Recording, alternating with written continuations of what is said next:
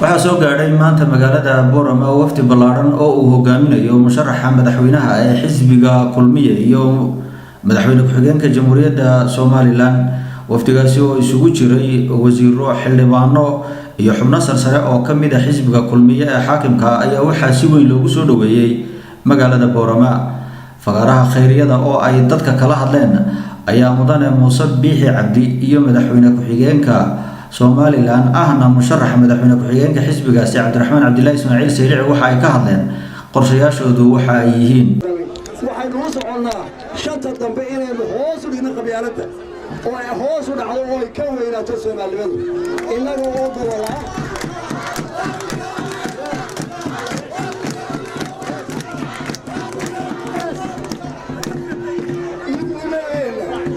qarannimadeena iyo xooggeenu wuxuu ku jiraa kala duwanaanshaheeda anigoo beeraleeya adigoo geeljira ah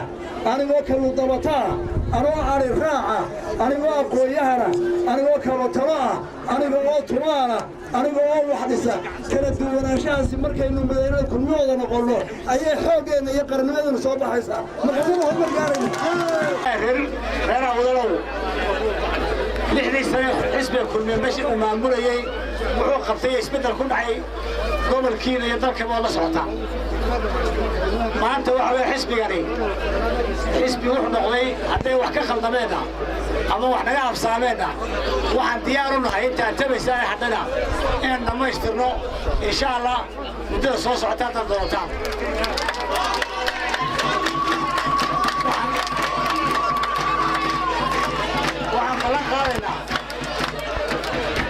waxaan ballan qaadaynaa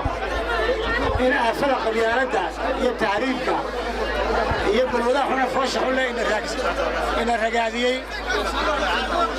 hawsha intay noo dhiman waxaa la yidhi fulxantii ma mooga hadday qabyaalada xoogaysatay iyo haddii kaleba waxaad moodaa wax social media ay nagu faraha batay iyo waxyaabo badan oo dhaqanno xajee nagu batay baa keenay waxaan ballan qaadaynaa inay dhan kastoo tahayba qabyaaladda aynu yarayno inay aqoontu shaqayso in dhallinyaradu ay dalka iyo dadka khayraadkiisa u sinaadaan. soo dhaweynta maanta ayaa waxa ay ku beegantay iyada oo maalintii dhalashada Nabiga Suuban sallallahu alayhi wasallam ay tahay isla markaasina shaqaalaha dawladda iskuulada jaamacadaha iyo wasaaradaha dhammaantoodba ay yihiin fasax waxaana ilo ku dhadhow wafdigu ay u sheegeen warbaahinta in muddo dhowr maalmood ay joogi doonaan isla markaasina kulamo kala gadgadisan ay la yeelan doonaan taageerayaashooda iyo kuwa cusub oo xisbiga ku soo biiri doona. Xasan Ciise, telefishinka Waaberi, magaalada Boorama.